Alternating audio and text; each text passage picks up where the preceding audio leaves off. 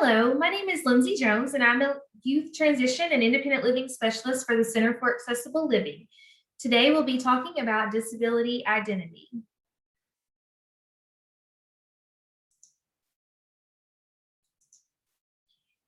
In today's workshop, participants will learn that there are many different kinds of disabilities and ways to talk and think about abilities and disabilities.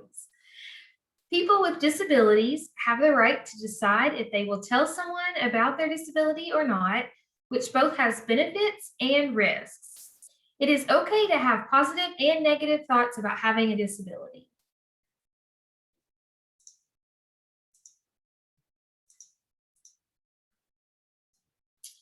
There are many ways to identify with disability, and how you choose to identify is personal and unique to you. You may identify as having a disability because it allows you to ask for help or support to complete your goals. You may identify as having a disability to share your story to help others learn from it. You may know you have to do things a little bit differently than others, but you do not know or use the technical name of your disability. And you may identify as having a disability created by the barriers in the community.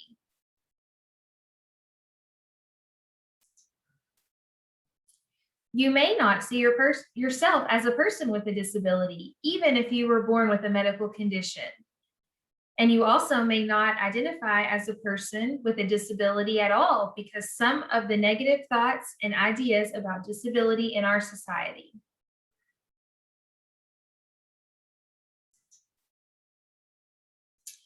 Disability can be defined in many different ways. Services you seek out might have their own definition. For example, Social Security defines disability as a medical impairment that keeps you from working or otherwise gainfully getting money.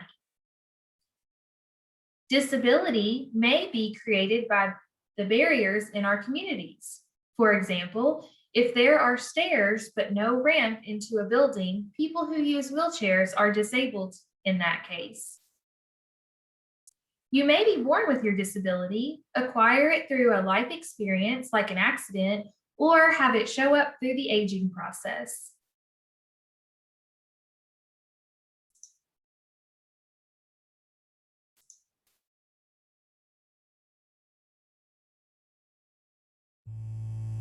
Hello. It's Let's Talk Tuesday, so let's talk a little bit about disability, identity, and language. I want to preface my thoughts on this by saying that every single individual on this planet can identify differently, and that's okay. We should all try and make efforts to ask individuals how they would like to be referred to instead of assuming, and respecting that and using the language that honors them. One's identity is not typically up for debate. Sorry, guys. Hello. It's Let's Talk Tuesday, so let's talk a little bit about disability, identity, and language. I want to preface my thoughts on this by saying that every single individual on this planet can identify differently, and that's okay. We should all try and make efforts to ask individuals how they would like to be referred to instead of assuming, and respecting that and using the language that honors them. One's identity is not typically up for debate, so just be respectful of how someone wishes to be addressed.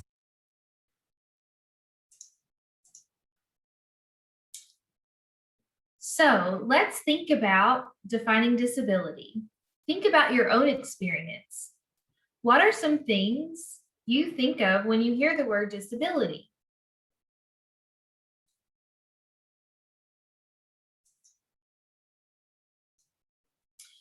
So now we'll talk about visible and invisible disabilities. A simple way to describe a disability is to break it down into two different types. Visible disabilities and disabilities are disabilities that you can see that a person has. Invisible disabilities are disabilities that you cannot see just by looking at a person. So what are some examples of visible disabilities that you can think of?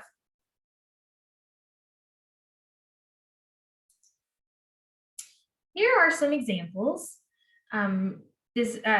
Visible disabilities might include an amputee, a cane or crutch user, difficulty walking, Down syndrome, multiple sclerosis, muscular dystrophy, or a wheelchair user.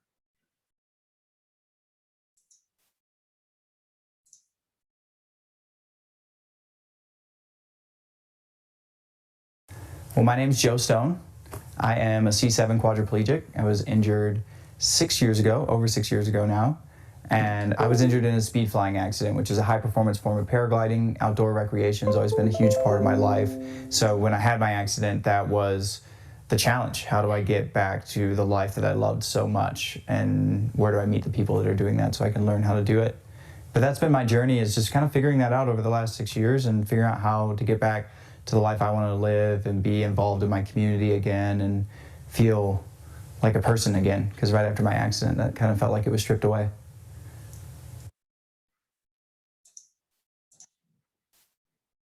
Now think about invisible disabilities. What are some examples of invisible disabilities?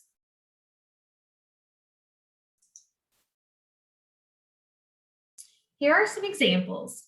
Invisible disabilities might include learning disabilities, ADD or ADHD, asthma, autism or other sensory disabilities, blind or low vision, chemical sensitivities, chronic pain, deaf or hard of hearing, diabetes, epilepsy, fibromyalgia, or mental health conditions.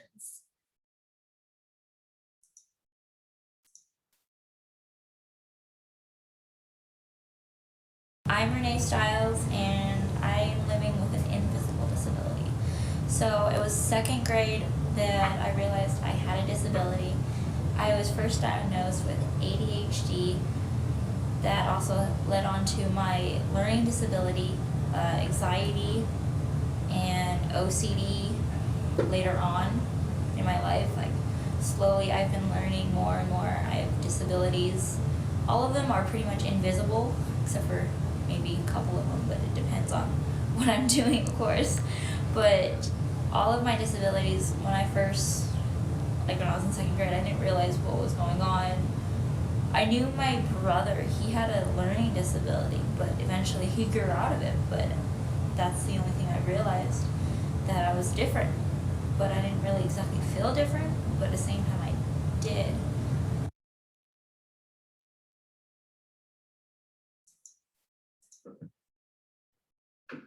So to wrap up visible and invisible disabilities, just remember, it's okay if you do not know the name of your disability, as long as you know how it affects you. And understanding yourself and knowing your strengths and weaknesses can help you identify tools or resources to help you succeed in different situations and environments. Okay, this is an activity that we will actually skip over. Now we'll talk about disclosure. What is disclosure?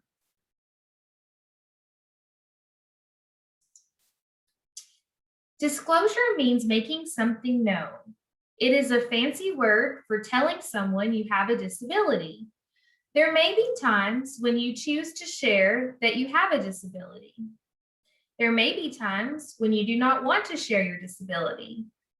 But either way, whether or not to disclose your disability is always a personal choice. Some reasons that you may choose not to disclose might include personal choice. You just don't want to tell others about your disability. Or maybe you are worried about being discriminated against, being treated differently or unfairly because of your disability. Or maybe you do not want to be stereotyped or labeled because of your disability. Some reasons you may choose to disclose might include that you may need to receive some rights and protections under different disability laws. You may need to disclose to get an accommodation in the workplace, in education, or out in the community. Or you may choose to disclose because talking about your disability may help someone else who is going through similar feelings and experiences.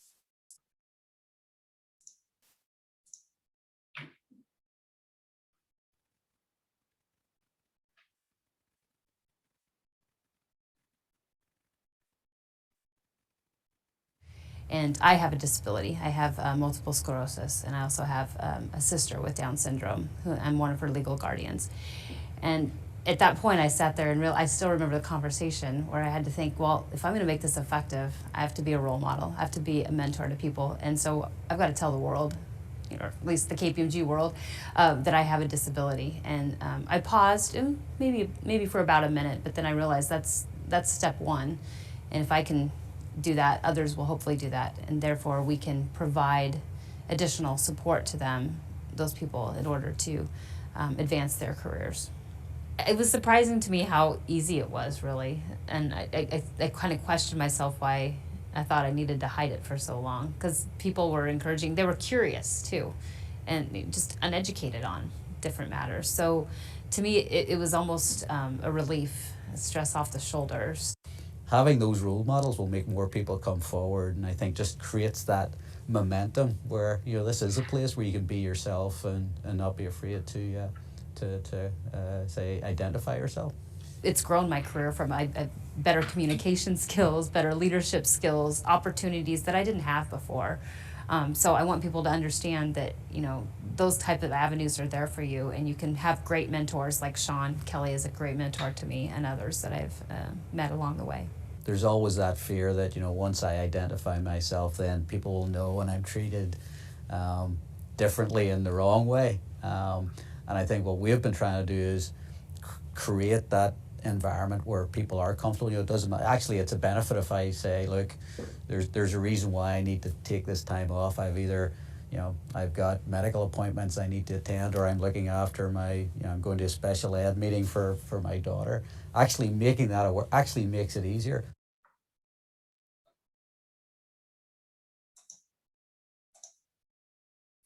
Now let's talk about labels and stereotypes. Labels are words we use to describe aspects of a person rather than seeing the person as a whole. For example, we might label a person as tall or short. Stereotypes are widely held beliefs about a group of people based on labels. For example, tall people play basketball, or people who wear glasses are smart. Labels and stereotypes are common, but can create challenges. What are some labels or stereotypes that you have heard about disabilities?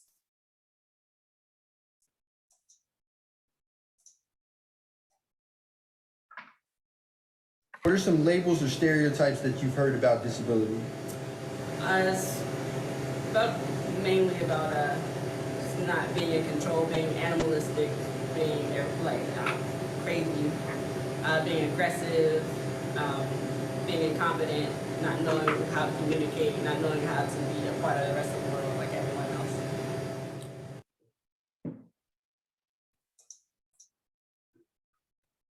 Examples of common labels and stereotypes suggest people with disabilities are the R word, inspirational, pitiful, faking it, especially for a disability check, not allowed to use accessible parking unless they look disabled, unable to work, unable to understand unless people talk very slowly, or unable to hear or read.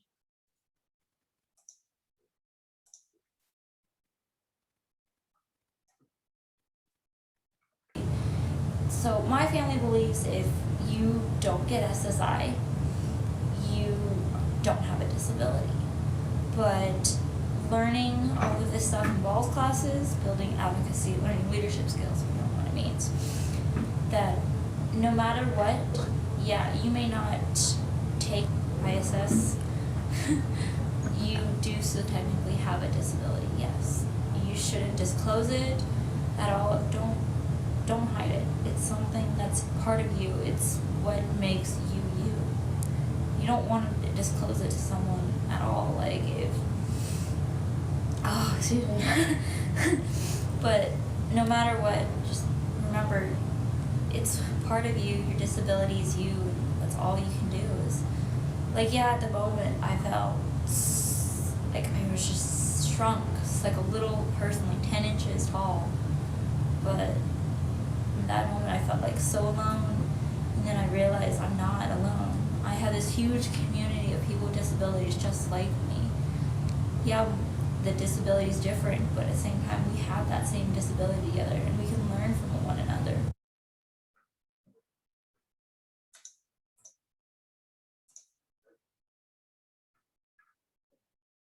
Right. I'm a single above knee amputee. I wear prosthesis, and I spent many years just on crutches.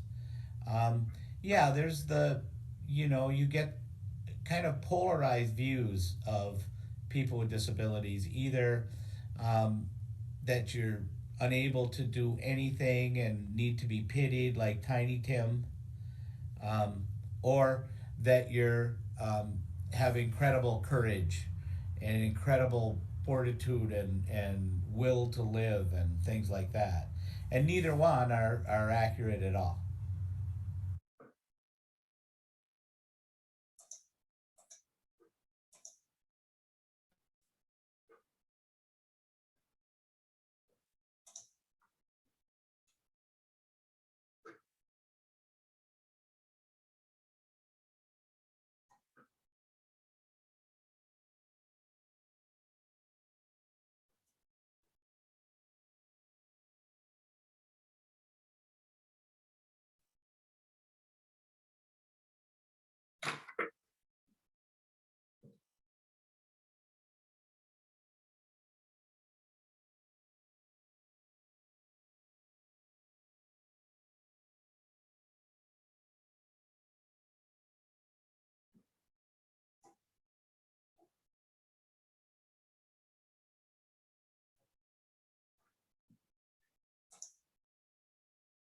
Were really excited and proud.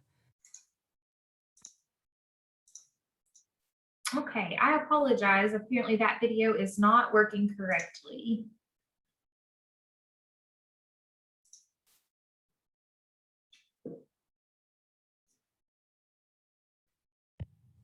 Hi there, my name is Rachel Callum Whitman, and I am an adjunct faculty member at Duquesne University.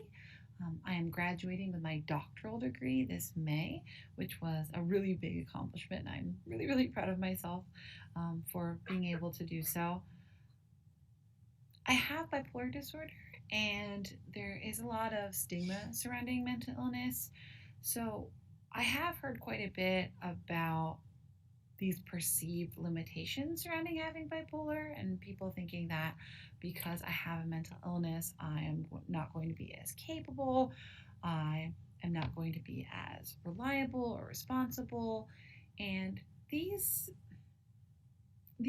stereotypes can be so hurtful because if you internalize them over time, you really just start believing in them and you start having a lot of self-doubt, and it's really hard to achieve your goals and have these aspirations if you're kind of taught that you're never going to be able to accomplish those things.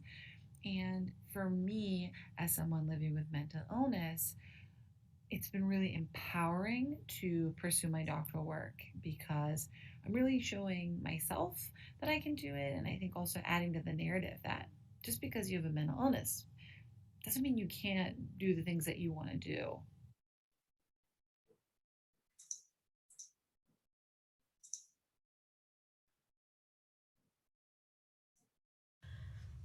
Probably one of the biggest stereotypes I face with my disability is that people don't often think that I am capable of doing things, whether they be physical activities or just going out of my way to be helpful. Oftentimes at work, I volunteer to, sit at the front desk or help people out, and people are sometimes caught off guard that I'm so willing to do so much extra work. Also, in my volunteer life, people don't realize that I'm so willing to give back to my community. It's almost like because I'm disabled, I should be self-absorbed and worried about my own things instead of finding ways that I can actively give back.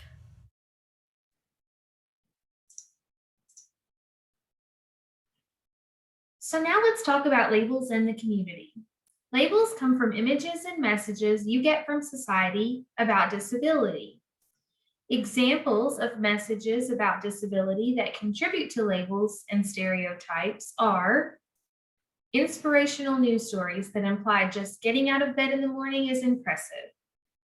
Movies and other media that show disability as pitiful, laughable, people to be cautious of, or unable to participate in activities. And a lack of realistic images in toys, comic books, TV shows, movies, video games, and other media. Labels may also come from people who are close to you, your inner circle. Your inner circle may include family members, close friends, or coworkers. These are people you spend time with on a regular basis and whom you trust. The views and feelings from people in your inner circle can affect how you feel about yourself. We also have a healthy relationship session for more information about how relationships affect you.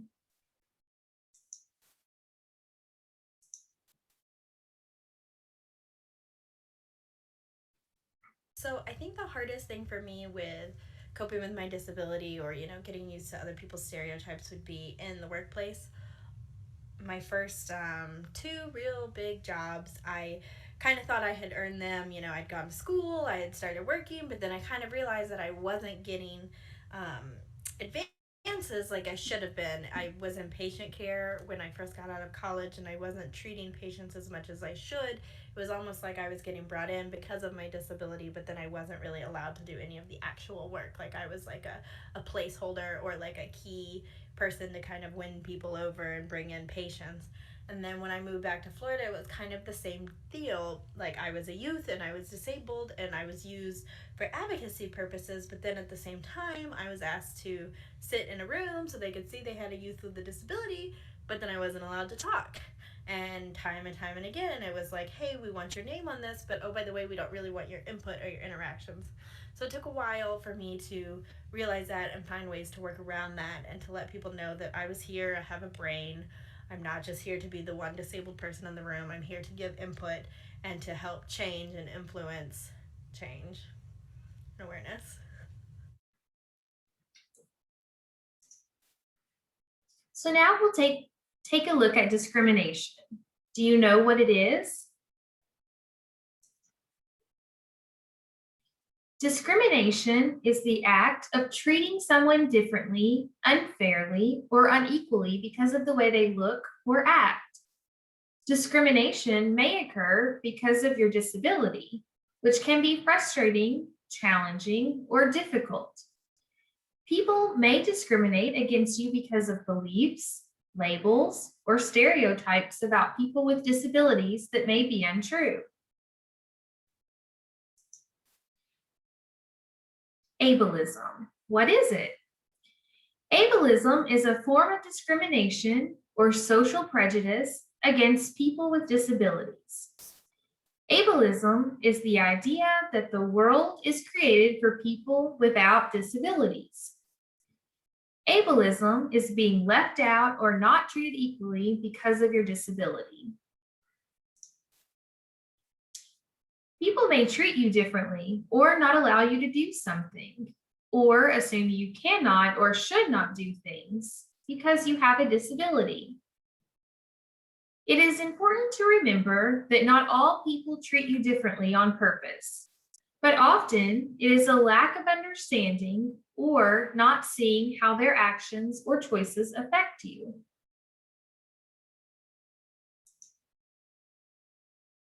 Here are some examples of ableism that were part of a Twitter chat about experiences of people with disabilities.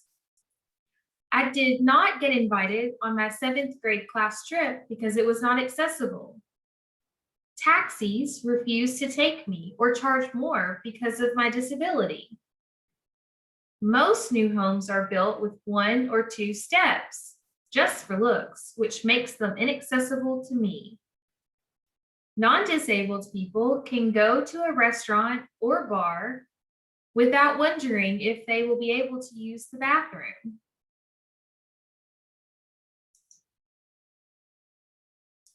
I am sometimes told my mental illness is all in my head and that I can think it away.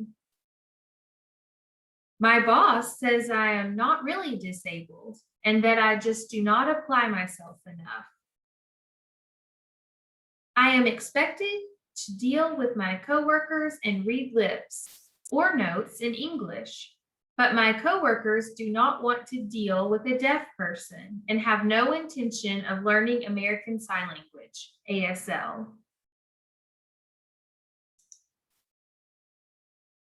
You may hear the phrase internalized ableism at your local Center for Independent Living or in discussions with others about disability.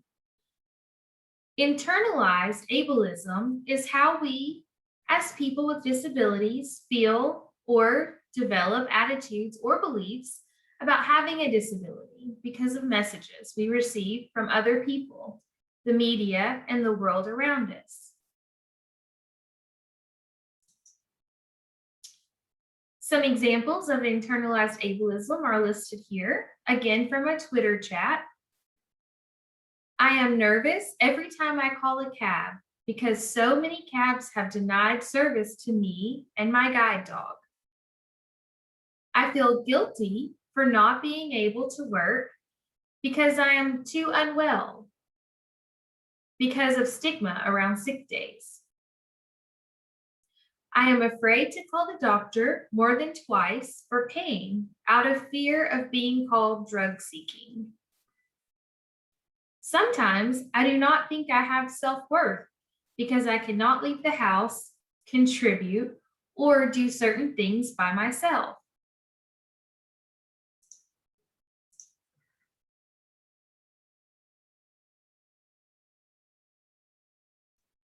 I'm going to start off with the definition of ableism from the Merriam-Webster website, and it says discrimination or prejudice against individuals with disabilities, and that's the definition of ableism. So you can also call people an ableist, which is somebody who participates in that kind of action. So I mean that's the dictionary definition, but obviously it for the people that it impacts, such as myself and such as Anne, and anybody else who identifies as chronically ill or spoony or disabled, we face ableism in all sorts of ways that people may not even realize. And also a lot of us are internally ableist towards ourselves, where even though we don't feel well, we still put a lot of expectation, like I don't feel well, but I should clean the kitchen, or I don't feel well, having a really bad flare, I should go to work or to class.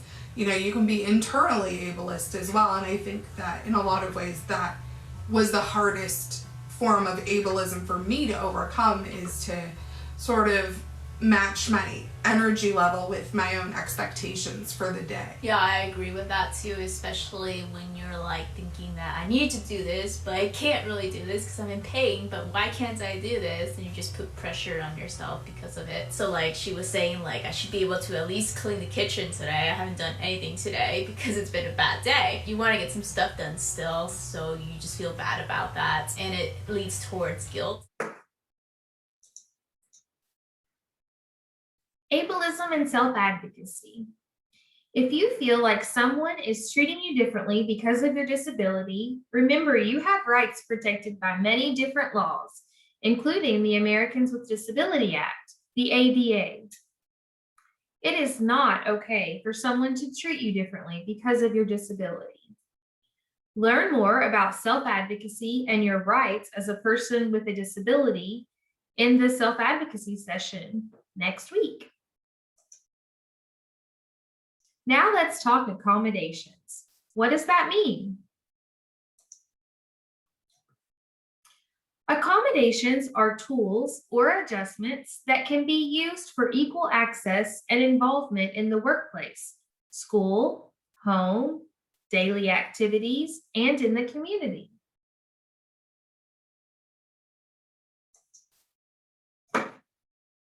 A benefit of disclosing your disability is receiving accommodations in school, employment, and in the community. There are rights granted by the Americans with Disabilities Act, Section 504 of the Rehab Act, and other laws that give you the right to ask for accommodations. Other laws also give you rights to accommodations in your home, while traveling, and more.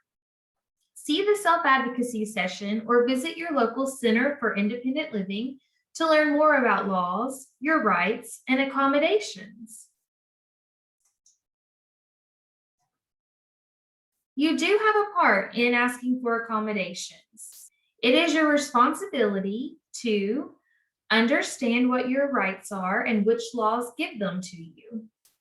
Request an accommodation based on your needs because others may not know that you need accommodations. Be a part of finding the best accommodation for you or resource or tools to help you figure it out. Tell someone why you need an accommodation. And it's important to know that you do not have to tell someone your medical diagnosis or disclose the name of your disability, but you do need to be able to explain your disability-related needs. Some example accommodations would be adaptive computer software, extra time for test, interpreters, job coaches, sitting at a workstation instead of standing, wheelchairs, and having someone read something to you. Peer support. Help someone else. Another reason to disclose your disability is that you may be able to help someone else. Peer support is the idea that we have shared experiences and barriers as people with disabilities. Sharing experiences help us learn from each other. Sharing your story can be positive for you and for others. Peer support can be sharing tips, accommodations, experiences, or feelings. Oh, I went the wrong way. I apologize. There are many feelings and thoughts that we may share. It is okay to have positive and negative feelings about your disability. You may find tips and experiences from peers with disabilities helpful, but you do not have to compare your experience to theirs. Even people with the same disability may have different experiences. Your disability process is unique to you. Your own disability process can change from day to day or with new life events. What is adjustment? Adjustment is just adjusting to the disability process. Oh, I apologize. Adjusting to disability is a process. Just because you are okay with your disability today does not mean that you will be tomorrow. New situations, barriers, and even something new about the way your disability affects you can lead to another chapter in your process. A new day, a new situation, or a life milestone may lead to having to adjust your disability again. It is all part of your personal journey.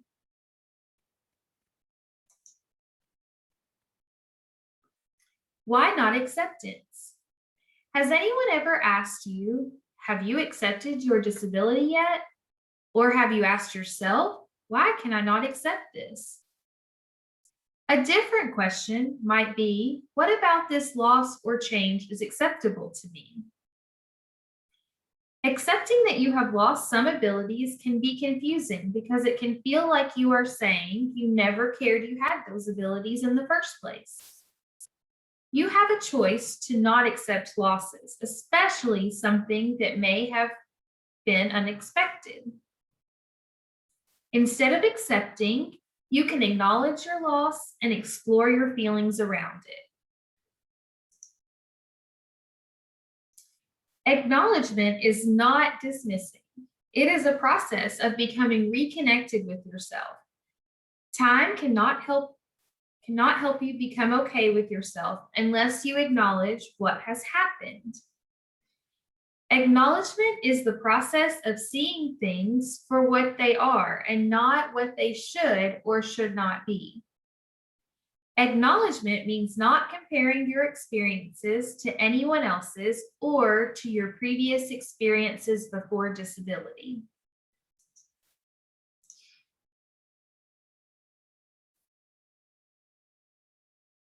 Disability acceptance. I was born with my disability, so I've had it my entire life. So I have disability. And the Kool-Aid I was given starting out, and it was coincidentally, I never thought of this until much later in life, was always by doctors or people without disabilities. And they described a process that I would go through in my life of, hating my disability, denying my disability, and they talked about these stages of acceptance. And someday I would get to this glorious land where I just accepted my disability, and things would be so much better from that point on. And something that I've had to discover through my own self-reflections and growing up, but was really taught to me by my community and other people with disabilities, is, a lot of that is true.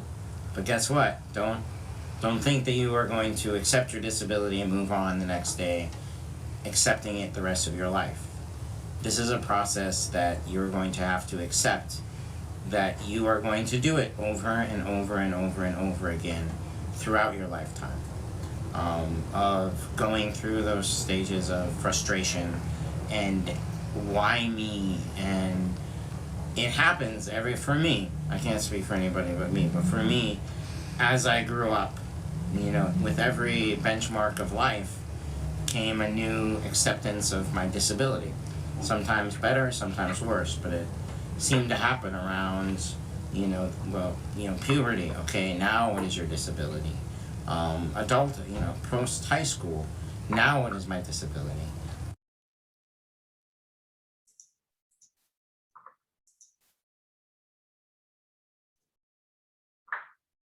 Like looking back, okay, hindsight's always 20/20. So I didn't know this in the beginning, and nobody's really going to know how to do this in the beginning when they're going through such a traumatic thing. If they're acquiring a disability, it is hard. It's a huge transition in life. So I think disability is awesome. I think my wheelchair is awesome. I think the life I live is awesome, and the way I go about things is awesome. So I have no problem with disability, but I'll fully admit in the beginning I did, because I went from an able-bodied person who was completely healthy and was doing everything independently, and life was pretty easy. And then I had my accident, life got significantly harder. And that's a challenge, and that's something that's really hard for people to accept and move past and figure out how to move on with their life in whatever direction it is they want to move on with. So fast forwarding a handful of years, I think the biggest lesson I learned throughout all of it, and it's something I say a lot, is endless progression can be achieved with an open mind and a positive attitude. And that's endless progression. So when I had my accident, I thought progression in my life had ended. I'd gone as far as I was going to go, and anything else that I was able to do after that was never going to be as good or as fast or as far or as challenging or any of that. Progression had stopped, and anything else I could get was just what the leftovers were from the life I lived before. What I learned is progression doesn't always mean you're going faster on that run or faster on whatever it is you're trying to do. Progression really just means continuing to move forward in life and finding new paths and continuing to grow.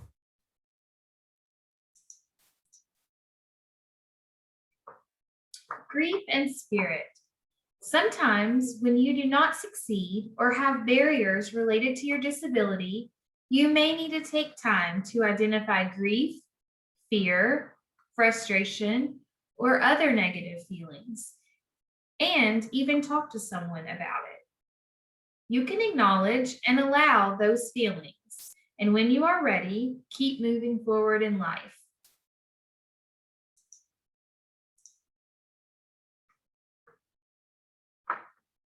In trying new things, you know, that I went through a phase where I was really reluctant to try new things because I knew that trying something new meant that potentially I would find out that my disability impacts that, and you have to go through it again. A great example,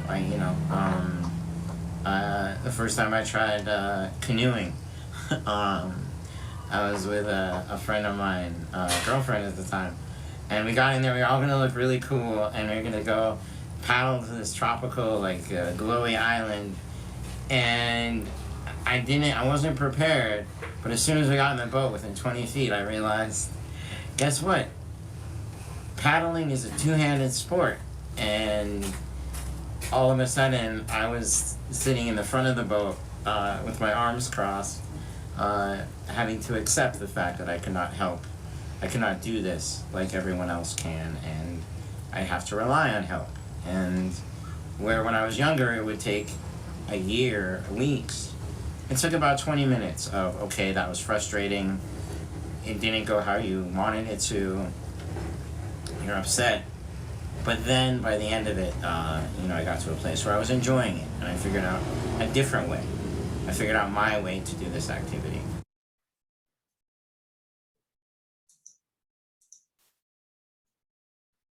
Introduction to the adjustment process.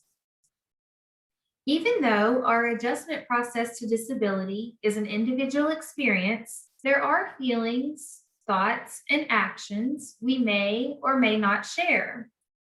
The following slides list some common thoughts and feelings. As you see them, think about your disability and how these common feelings relate to you. Common feelings. I feel overwhelmed. I feel isolated. I feel supported. I feel indifferent. I feel unbothered. I feel sad. I feel powerless. I feel angry. I feel relieved. I feel motivated. I feel powerful. I feel anxious. I feel comforted. I feel fearful. I feel capable. I feel independent. Some common thoughts might be, there is nothing I can do to help myself. I am strong. I am not ready to think about goals. My disability changes everything. My spouse or partner will leave me. Why me? Why not other people? I am a person of worth. It is only temporary. I will be cured. I am skilled. The world should take care of me now. I am scared about what my life will turn out like. It is not fair. I have a strong support network. I do not feel isolated or alone. Having this disability is a valuable experience. I did not choose to have a disability. I have a choice now in how I live with my disability. Everything in life is coming together. Some common actions might be, I do not tell anyone about my disability. I talk about my disability all the time because it's all I think about. I am ready to identify as a person with a disability. I am exploring strengths, resources, and goals. I am getting to know my own abilities and learning how to use tools for accommodation. I talk about my disability when the time is right. I am taking steps to make friends and become more involved in the community.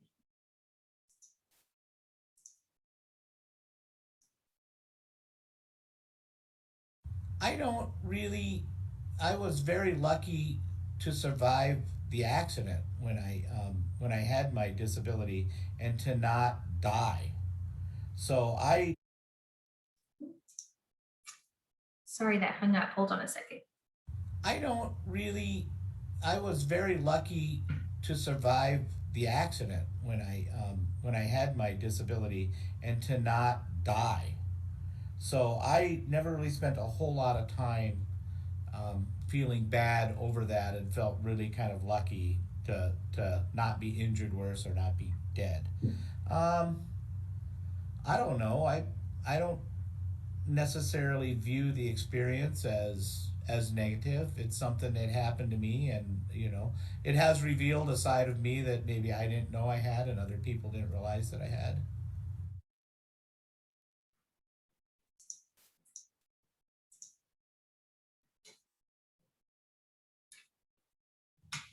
So some of the emotions I have about my disability is mental illness is a really hard thing to live with, and it's a chronic illness that you have to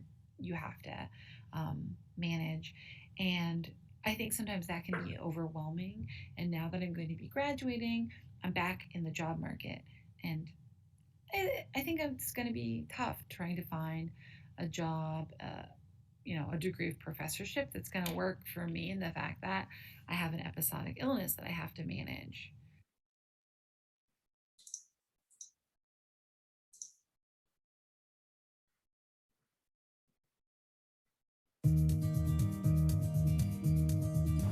What are the feelings you have when you're first injured?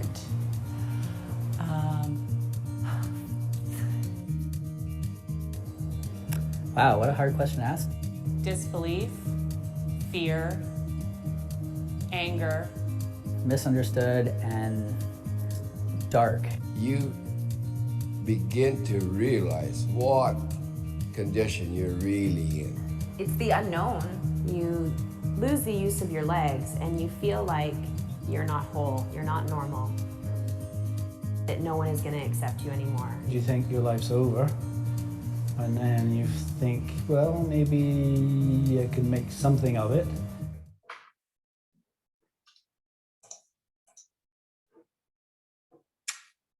Now let's have a discussion about thoughts and feelings. Let's talk about positive or pearls. Some thoughts and feelings are difficult to talk about. There can be positives to having a disability, but it might take a while to find the pearls hidden in the oyster shell. It takes a grain of sand irritating an oyster for a long time before it turns into a pearl. What are some of your pearls or positives you have found about your disability?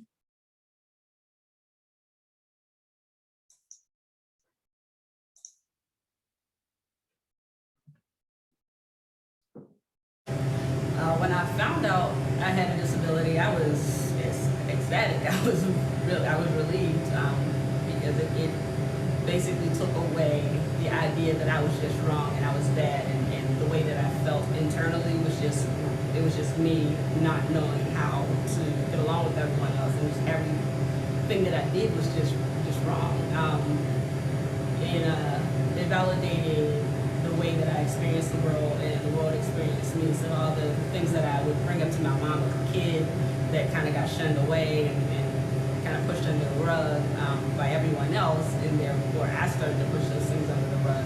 Like when I realized that I actually had a disability and a real reason for why I was experiencing those things, like it made sense of my life.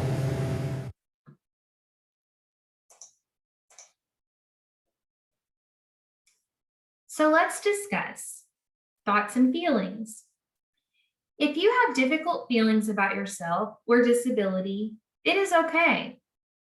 There are peers with similar experiences who may be able to listen and help you in your process. If you feel like you are having a lot of sad days, there are many professionals who can help you, and it is completely okay to ask for help. You can talk with your local Center for Independent Living about finding a counselor, psychologist, or other professionals in your community.